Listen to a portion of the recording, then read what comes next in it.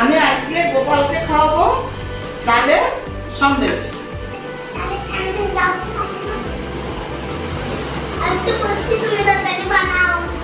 আচ্ছা ঠিক আছে, তুমি এখানে বসো, আমি তাড়াতাড়ি বানিয়ে দিচ্ছি। দেখুন ছানা ছাড়া আমি চাল দিয়ে সন্দেশ বানাবো। প্রথমেই আমি কড়াইটা বসিয়ে দিয়েছি, এখন দিয়ে দিচ্ছি ঘি। এখানে আমি 200 গ্রাম গোবিন্দভোগ চাল বৌমা ধুয়ে ঝরা দিয়ে রেখেছে, দেখুন ঝুরঝুরে হয়ে গেছে। এটা আমি এখন এই ঘিতে ভেজে নেব।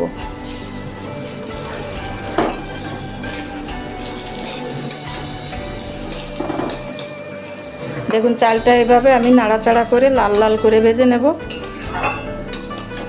আমি কিন্তু নাড়া বন্ধ করিনি, আমার চালটা ভাজা হয়ে গেছে। আমি এবার চালটাকে নামিয়ে নিচ্ছি। চালটাকে আমি নামিয়ে নিলাম। এ জায়গায় আমি আর 2 চামচ ঘি দিচ্ছি। আমি কটা কাজু বাদাম আর দিচ্ছি অল্প কটা চীনা বাদাম। আমি গ্যাসটা অফ করে দিলাম। আমি এই চালের মধ্যেই বাদামটা তুলে নিচ্ছি।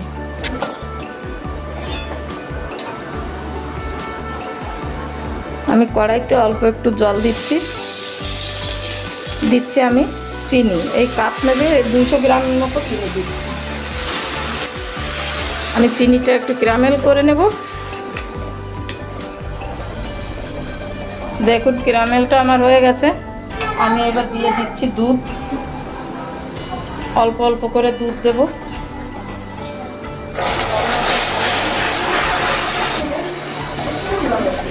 দেখুন দুধের যে শর্টটা হয়েছিল শর্টটাও আমি এর ভিতরে দিয়ে দিলাম।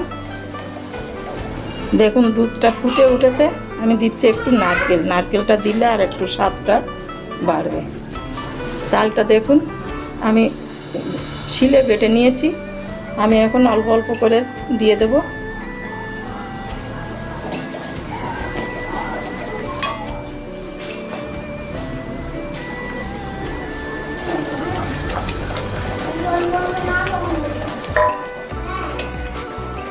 আমি এর মধ্যে দিয়ে দিচ্ছি 1 চামচ ঘি।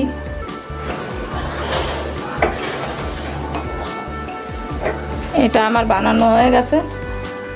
দেখুন এর থেকে বেশি আর টাইট করব না, আমি গ্যাসটা অফ করে দিচ্ছি। দেখুন কড়াই থেকে ছাড়িয়ে আসছে।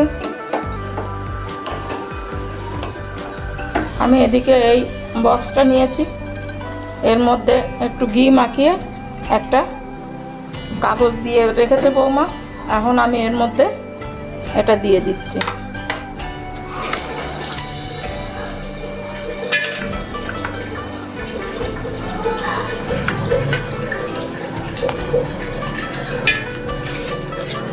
বক্সের মধ্যে আমি এইভাবে সুন্দর করে সমান করে রেখেছি। এবার এটা 1 ঘন্টা আমি রেখে দেবো ঠান্ডা হওয়ার জন্য, তারপরে কেটে আপনাদের দেখাবো। আমার সন্দেশটা ঠান্ডা হয়ে গেছে। আমি এখন একখানা থাল নিয়ে এইভাবে দেখুন সুন্দর ছাড়িয়ে গেছে। এবার আমি একটু কেটে নেব। আমি এইভাবে মাঝখানে কেটে এইদিকে ছোট ছোট করে কেটে নিচ্ছি।